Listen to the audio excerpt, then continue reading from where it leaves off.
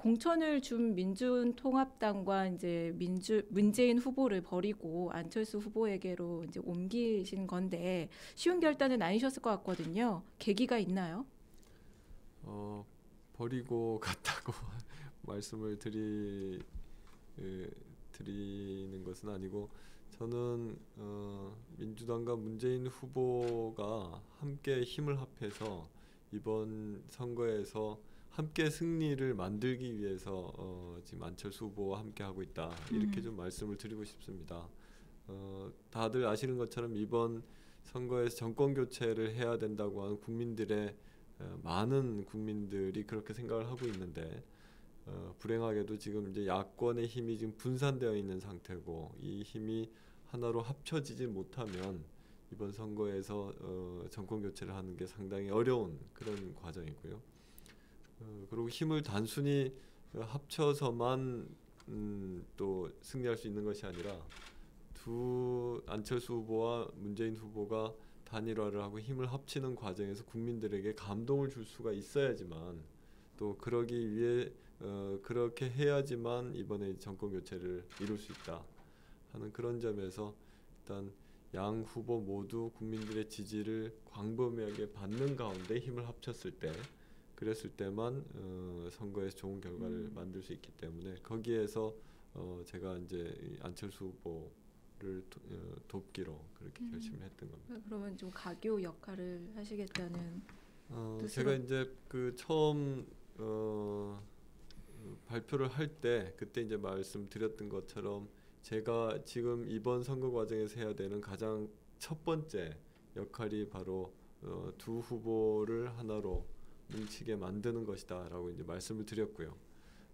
그리고 그 과정에서 특히 이제 당시 같은 경우 국정감사 기간이었었는데 새누리당에 이제 150명이나 되는 이 새누리당 의원들이 국정감사 기간에 안철수 후보의 신상 털기만 쭉 해오는 과정이었고 그렇게 해서 안철수 후보의 이 지지율이 부정적인 영향을 받게 되거나 하게 되면 결국은 이제 야권 전체 입장에서 봤을 때 결코 마이너스가 될 거다 해서 이제 그런 어떤 공격을 누군가는 막아줘야 되고 누군가는 특히 현역 정치인 중에서 누군가 그 역할을 해야 되지 않겠느냐 그렇게 판단을 했던 거죠. 어쨌든 그런 과정을 통해서 제가 이번 단일화 그리고 두 분이 같이 모여서 단일화를 위한 회동을 하게 되는 것까지 이렇게 오는 데 있어서도 제가 일정하게 좀 역할을 하고 있는 것이다 이렇게 말씀드릴 수 있겠습니다. 근데 몇 가지 공약 그 기존에 내놨던 정책 구상이나 공약 중에서 논란이 됐던 게 좀 있어요. 청와대 이전, 그래서 국민에게 더 가까운 곳으로 가겠다, 또 국민의 뜻을 물어서 이전 장소를 정하겠다. 이런 게 좀 논란이 됐었고 또 국회의원을 200석으로 축소하겠다. 이것도 좀 논쟁을 불러왔는데 대의민주주의를 부정하는 거 아니냐. 국회 의석수를 줄이면 오히려 권한이 강화되는 거 아니냐. 또 그럼 행정사법부는 어떻게 견제할 것이냐. 뭐 이런 지적이 있었거든요. 또 어떻게 줄이겠다는 건지 선거제도를 바꾸겠다는 건지 그 두 가지에 대해서는 좀 어떤? 국회의원을 200석으로 줄이겠다는 것이 아니라 국회의원의 숫자를 줄인다라고 이제 얘기를 했고 뭐 몇 명 이렇게 이제 얘기한 적은 없습니다. 근데 이제 청와대 이전 문제나 국회의원 수를 줄이는 문제나 또 정당의 중앙당을 축소한다 이렇게 얘기를 한거나 이게 모두 다 이제 아까 앞서 말씀드린 것처럼 미래의 새로운 정치에서는 특권이 존재하지 않는 정치라 해야 된다라고 하는 그런 취지가 그게 이제 가장 핵심입니다. 두 가지 의미로 보면 기득권이 이제는 존재하지 않는 그런 정치라 해야 된다. 그 다음에 두 번째는 기득권이 없을 뿐만 아니라 이제는 좀 의회는 의회대로 그리고 대통령은 대통령대로 실질적으로 권한을 또 그 역할을 제대로 할 수 있도록 규모는 줄이면서 역할은 훨씬 더 강화할 수 있는 이런 방안을 만들어야 된다라고 하는 취지라고 보시면 될 것 같습니다. 예를 들어서 이제 국회의원 수를 줄인다고 하는 면은 지금 사실은 IMF 당시에 김대중 대통령이 이제 총재로 있던 그 새정치국민회의에서 당시에 이제 한국 전체가 고통을 분담해야 되는 상황이기 때문에 책임이 있는 정치인들부터 기득권을 내려놓자 해서 의원 숫자를 50명을 줄이자라는 제안을 그때 했었습니다. 근데 그때는 김대중 대통령이 총재로 있을 때 그때 그런 제안을 했을 때는 사실 아무도 거기에 대해서 크게 반발이 없었거든요. 당시 한나라당이 이건 의회주의를 말살하는 거다.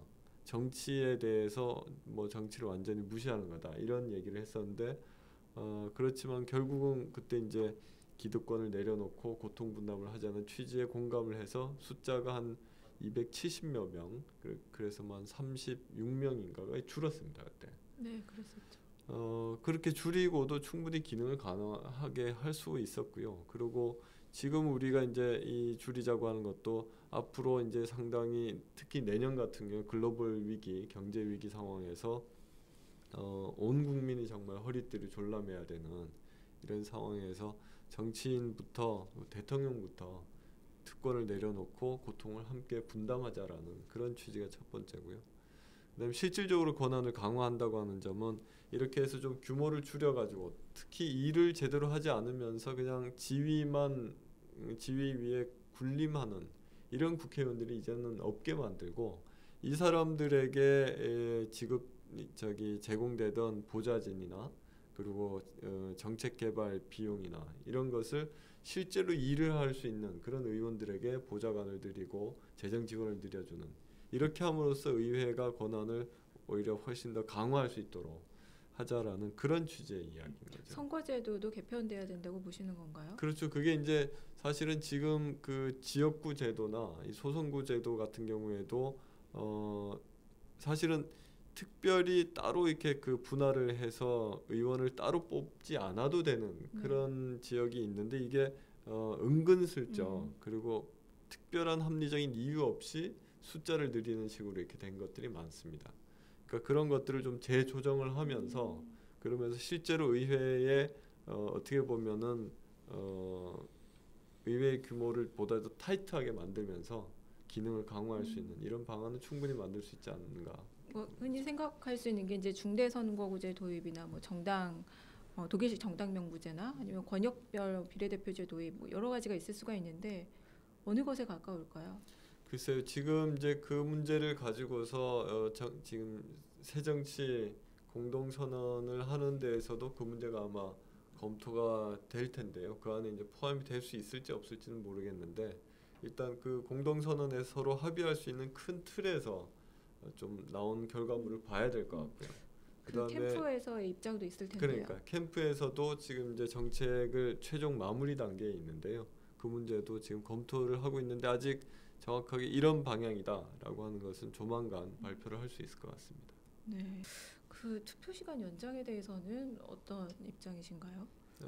당연히 이제 그것은 투표 시간이 오후 현행 6시로 되어 있는데 그렇게 해서 공휴일이지만 직장을 나가야 되는 직장인들 그리고 비정규직이나 자영업자들 같은 경우에 사실은 잠시도 자리를 비울 수가 없는 그런 분들인데 이분들이 오후 6시가 되면 일이 끝나지도 않은 시간이기도 하고 또 끝났다고 하더라도 끝나면 바로 투표 시간도 끝나기 때문에 현실적으로 이런 어떤 현재 국민들 중에 상당수가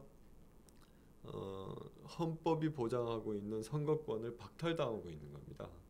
이게 이제 기본권이고 그리고 그분들이 나라의 대통령을 선택할 수 있는 가장 중요한 어떤 권리 중에 하나가 지금 이 법 때문에 지금 못하고 있는 건데 이런 상태가 뭐 몇 년째 계속되고 있음에도 불구하고 국회에서는 이런 기본권 침해를 구제하려고 하는 움직임이 없다 하는 것이 너무나 참 안타까운 일인 거죠.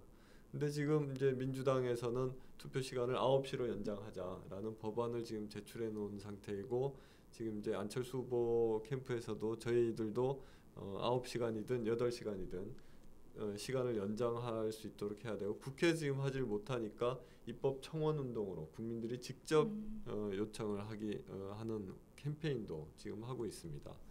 어쨌든 이 문제는 공직선거법에 글자 하나만 바꾸면 그냥 쉽게 해결되는 문제입니다. 오후 6시까지로 되어 있는 것을 오후 8시 또는 9시로 숫자 하나만 바꾸면 되는 문제를 국회의원이 153명인가요?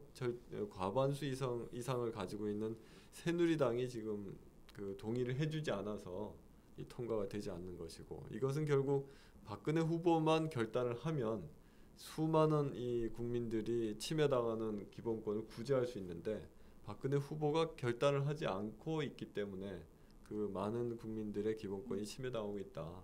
그래서 빨리 결단하고 국민들의 어떤 기본권 침해를 막아 주십사, 그렇게 요청을 드리고 싶습니다.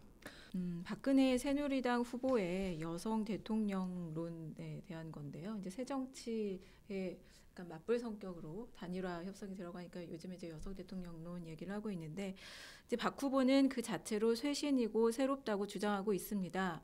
어떻게 보십니까? 글쎄, 대통령이 여성이냐 남성이냐에 대한 문제가 아니라 이제 여성을 위한 정책, 여성을 위한 얼마나 배려를 제대로 할 수 있느냐가 이제 문제인 것 같습니다. 그런 점에서 이 대통령이 여성이냐 남성이냐는 전혀 사실은 관계가 없는 일이겠죠. 그리고 그 문제는 지금까지 박근혜 후보가 여성에 대한 정책, 여성을 위한 어떤 그 실천을 얼마나 해왔는가를 보고서 평가를 하시면 되는 거지, 후보가 여성이다 남성이다를 가지고서 평가를 할 문제는 아닌 것 같습니다. 어떻게 보세요? 박근혜 후보의 그동안의 정책부나 이런 행정을 보면 오히려 네. 여성을 위한 여성을 배려하는 것이라기보다도 오히려 좀 그 근대적이고 남성적이었지 않는가. 그리고 항상 아버지였던 그 박정희 대통령의 어떤 그림자 하에서 그 범위에서 쭉 생각하고 행동해 오신 게 아닌가, 그렇게 보여집니다.